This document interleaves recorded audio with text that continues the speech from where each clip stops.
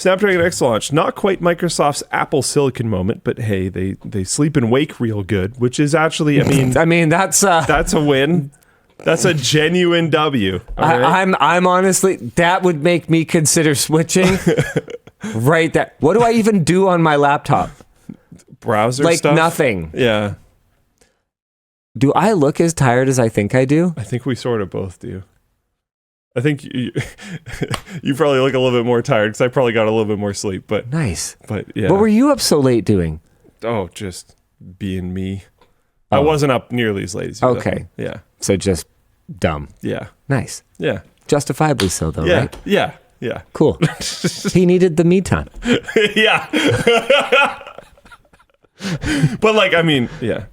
Elijah, this is just me in the morning. I'm actually not kidding. Get back to work. Turn off the WAN show. You can watch later. You're being a very bad example. Okay, go. Optics. Yes. It took me like 6 years of that speech to get it. You'll get there eventually. Yeah, man. Oh, but dude, the conversations I used to have with this guy, I'd be like, look, okay, if I like slip you a power supply or something, like don't make a song and dance of it because like we can't give a power supply to everyone, you know, just like you're going to make it so that we can't do, this is why we can't have nice things because as soon as people make a big deal about stuff, it's like, okay, well, look, we can't give out 100 power supplies every time, you know, we do something. It's like now people aren't allowed to borrow stuff from the office anymore. Yep. Way to go, Luke. I think that was mostly camera stuff, wasn't it? It started with the camera stuff because camera operators would borrow things and it was mostly fine, except that all of a sudden we had so many creatives and only so many cameras, and all of a sudden we're sitting here going, okay, so sorry, what are we going to create like a sign out sheet and like a prioritization system? And one of the big challenges is that if they don't have actual third-party insurance for the shoot that they're doing, which mostly they didn't because it was like little indie projects and stuff. If they don't have it legally, I actually am not allowed to just like take it out of their pay or whatever. Right, that makes sense. They can voluntarily pay it back, and I could choose to accept that. But if something gets broken, like from a legal standpoint here in BC, I can't just like dock someone's pay to be recompensated for something that they broke or lost. It doesn't work that way. So the liability of having people just like borrowing stuff all the time and the tracking of it was all of a sudden going to be like a substantial amount of someone's job. And we're looking at it going like, how does this make any sense? So forget it. All right, Snapdragon X. Sorry, go on. No worries. Yeah, the first Copilot Plus laptops powered by Qualcomm's ARM-based Snapdragon X series chips officially launched on Tuesday, and so far, reviews are tentatively positive, praising the arrival of Windows laptops that actually sleep and wake properly. Nice. But get ready for the caveats. The only full reviews on launch day were for the Asus VivoBook S15, featuring the lowest tier Snapdragon X Elite, the X1E78-100. Can I interrupt for a second? As part of our briefing with Qualcomm, this part clearly did not make it into the sponsored piece that we did on the launch. But as part of our breeding with Qualcomm, as part of our briefing with Qualcomm, I probably let them have it for about 13 minutes on their naming scheme for these things. Yeah, during your dude, you let them have it for 13 minutes. Yeah. During your what? Yeah. Oh no, that was much less than 13 minutes. Are you kidding me? Do you know how happy Yvonne would be if I could go 13 minutes? No. Oh no.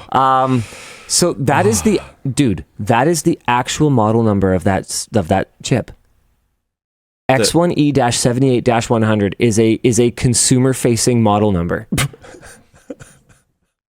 I'm not even and I was like, no, you guys need to change that now.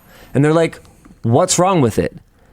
What does it even stand for? So X1E, I'm assuming, is like X1 Elite. Yes. But then what is 78 and 100? So I didn't even realize. They all seem to end in 100. I didn't even realize until we were doing our briefing with them that there are various bins of the various Snapdragon Elite chips. So here you go. Here's the SKU lineup from like some article or something. This just demonstrates my point. So it's Snapdragon X1 Elite, it's Snapdragon X Elite and Snapdragon X Plus. I've got no problem with that. That's fine. Sure. And they were like, so what's wrong with it? It's Snapdragon X Elite and Snapdragon X Plus. I'm like, nothing. That's great. That's basically like your good, better, best. It's your i5, i7. It's your regular, your LE, your SE, your Touring or whatever, coming back to cars. Sure, that's fine. You got your different trim levels. You got your different stratified product lines. No problem. What the ever-loving is this? So I'm like, okay, no problem. We got X1 Elite. I'm with you here. Then we've got a designation. Okay, so we got 84, 80, and 78. So these are 3 different bins of the chip that run at different clock speeds that, ironically, if I'm kind of looking at this, okay, so the 84 is 4 more than 80, and it gets 0.2 gigahertz more. But but the GPU is a lot faster, and then the 80 is only 2 more than the 78, but it's clocked like way the crap higher on 2-core max turbo on the CPU, but it gets the same GPU. What does this mean? Also, why is there a random 100 at the end? I think you can either keep the 1 in between the X and the E, or you can keep the 100. You got to pick one, drop the other. I do not understand. The 100 is probably the generation. I don't care.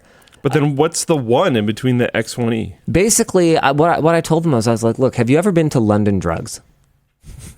London Drugs is a regional sort of, I don't know what they sell. They sell everything. They have like bagged chips and cosmetics and TVs. Like a really expensive corner store that also has a pharmacy. Some small appliances. Like it's I don't know. It's kind of a weird chain. Yeah. They seem like kind of cool people, sort of cowboys, but like in a cool way. Anyway, London Drugs, everyone. London Drugs seems like cowboys. I just mean like yeehaw. They do it their own way. Yeah, exactly. All right. They're cowboys. Yeah. So I went into one recently to buy a television for my grandparents. They just needed a bigger TV so that they could see the picture on the screen. And they carry a handful of brands. And what I noticed was that, hey, it's been a while since I've been in a small regional electronics store because, I used to work at one and then I had no reason to go to one after that.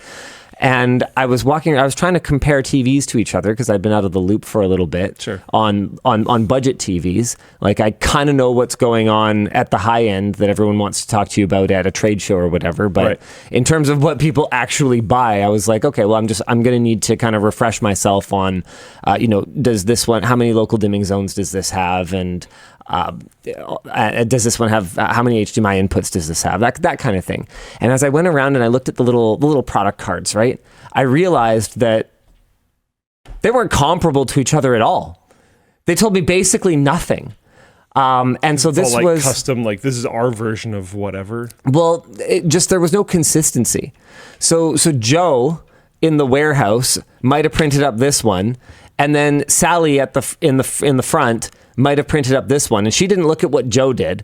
So she just kind of made up her own list of key important specs.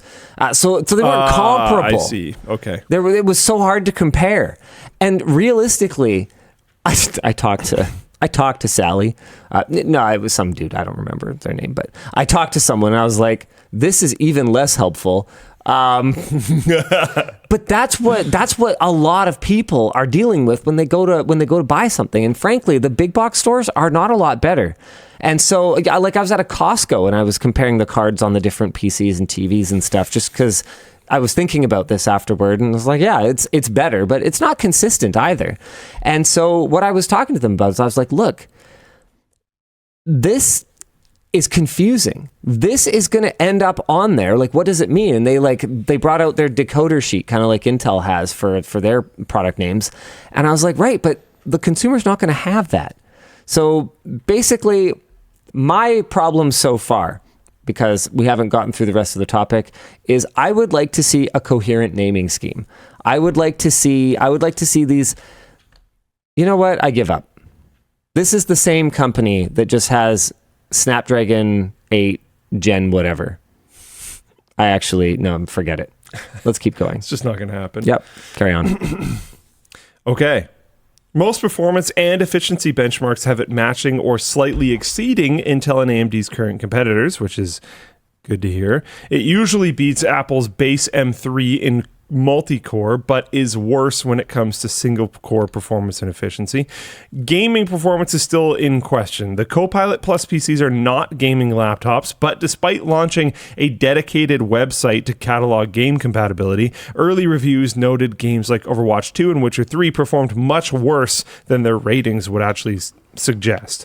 Some reviews covering the faster X1E 80-100, wow, that sucks. And the X1E 84-100 have started to trickle out, but truly comprehensive reviews are in short supply. I want to see the 100 dropped. Qualcomm, Yes. if you're watching this, just lose the 100 and we're good. X1E 80 and X1E 84 would have been great. And then when you go to Totally fine. next generation, just make it X2E. Yeah, perfect. And it would be Solution fantastic. solved. Yep. According to Windows Central's Zach Bowden, many media outlets only received review units on Tuesday, thanks to Microsoft's last-minute recall of its recall feature. That Nice. is a funny line, but yeah, it also something that actually happened. Microsoft has also reportedly changed Copilot from a locally run to a progressive web app, removing its ability to control Windows settings, which Is less convenient, but probably really good for security. better. With that said, Yeah. sorry, I'm totally going to tangent again. Sure. We did a super That cool is the video show. this week. That's not the show. That's sort of the show. It's an integral It's the part of the show people care about. All right. We did a really cool video this week. We got our hands on a hard drive that contained basically every malware known to man. Oh, yeah. Yeah, so you know about this. Yeah. Well, I know about both the hard drive and the fact that we have it. Yeah. Yeah, is your team like terrified that is sitting on a shelf here? Oh, no, it's like a thing. You can just get those. I know. Yeah. Yeah, but does it bother you that it's just like here and someone could like grab it and do something with it? Not really. Doesn't really matter. You can download all the same stuff. It's from a place called VX Underground. Yeah, it's cool. Yeah, super cool. A little sketchy. We don't really know anything about the folks that are behind it, so there is no recommendation here. We bought a hard drive. But it's cool, and it's a really interesting tool for like learning about how this stuff works. Yes, and I will tell you that I, fundamentally understood, how things can get pwned and, people can, remote access, whatever, remote access Trojan, rat or whatever. I'd never seen the interface. I'd never used one.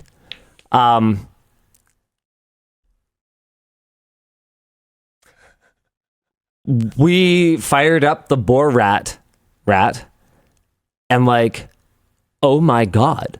The fact that Copilot can't change your settings anymore or whatever, it's like, honestly, probably kind of irrelevant. Like, yes, more attack vectors is more bad. It's a different way in. But realistically, knowing that social engineering is so much of how people are and the fact that an application like this exists that allows you to do literally anything to the target computer. You can do anything. You can BSOD it for fun. You just like you can do anything. So guys, check out the video. It's gonna be a lot of fun.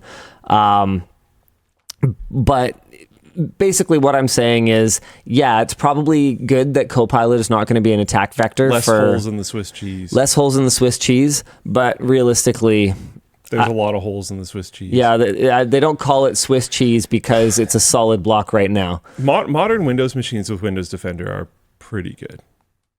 Sure. It's a lot better than it used to be. Yeah. Like, actually. Oh, trust me, I know. I mean, I remember when you couldn't have your network port plugged in while you installed Windows XP if you had an old disk, because otherwise Blasterworm would literally infect the system just randomly before you did anything, faster than you could download an antivirus program. Oh, man. Okay. Where was I? I don't know. Microsoft also reportedly changed Copilot. Oh, right. No, already read that. The surprisingly capable new ARM chips are in danger of being overshadowed in a couple months by Intel's very impressive looking Lunar Lake and AMD's Ryzen AI 300 laptop chips, not to mention M4 MacBooks expected in the fall. Wait, hold on. Yeah, can we actually give Apple props? For what? Their chip names? Yes. They're good. Yes.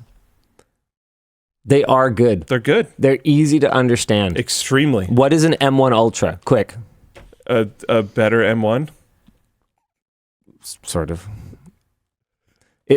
Well, okay. I haven't followed it at all. Okay, so an M1, there's M1 Plus, M1, it's either Pro or Plus, M1 Max, and then M1 Ultra is 2 M1 Maxes. Okay. So basically they've got good, better, best, ultimate, which is totally fine. Which is 2. You've got M, which is, what it is. I don't know. It's Apple M Silicon. Don't worry about it. And then you've just got a generation name. It's funny because Apple is both the best and the worst at this stuff. Even as bloated as the iPhone, like give it a good name or just don't actually name it at all. As bloated as the iPhone lineup has become with Pro and Plus and Pro Max, pretty easy. Everything has a clear meaning. What is Pro? It means it has sort of something extra that probably most people don't need.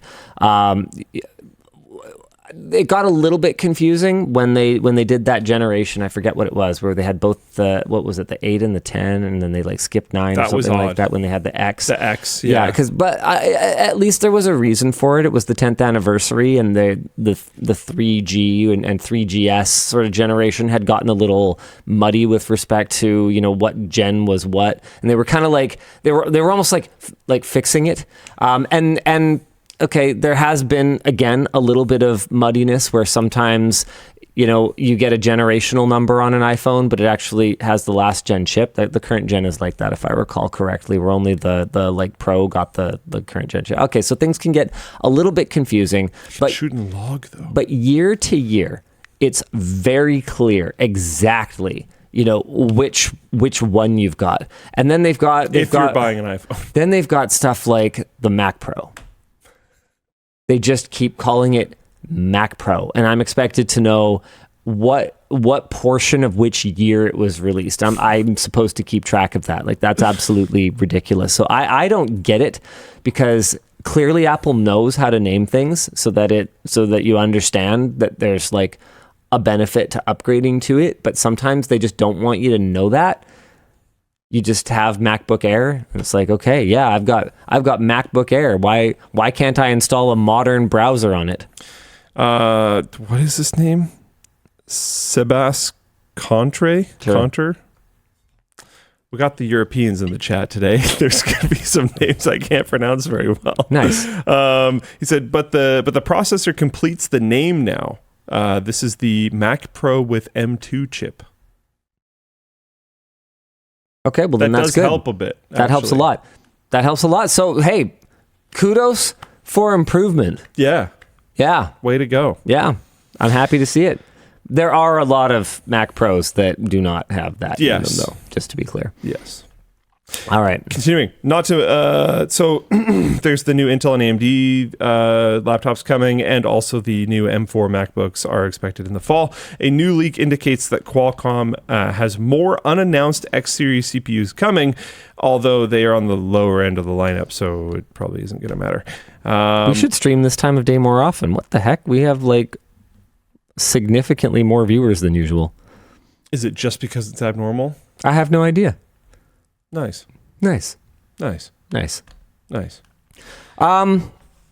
Yeah, we were spoiled by Apple's amazing ARM transition. That was wild. Qualcomm might have overhyped these. We also don't know how the better tier chips are supposed to perform. We don't even have a clear idea necessarily of how all the different devices with this chip are going to perform, because Qualcomm allows their partners to run them at a wide range of different they don't use TDP, they use total, I don't care, a wide range of total power envelopes. I'm still pretty excited just because a lot of what I do, I don't need to game. I need working sleep and wake. So if that's working great, then that's a W for me. I need great battery life, and I need to run a browser. So I am definitely going to start. I'm going to daily drive one for some extended period of time. And we're going to see how it goes. I'm pretty excited. Apparently, Qualcomm's exclusivity deal with Microsoft is coming near to its close, and MediaTek is interested in moving into the space. So it's not even just going to be Snapdragon whatever dash 100 whatever chips. We might also get some MediaTek chips. And if anyone from MediaTek is watching, you have an opportunity today to have a coherent naming scheme. That might literally win over customers. Reflect on that. Yeah. Coherency. It's good. Yeah. It's cash money. It's Ohio skibbity or something. No, I was just like, I genuinely don't know what those mean. Have like a coherent cache. Oh. It's, yeah. I don't even deserve the bell.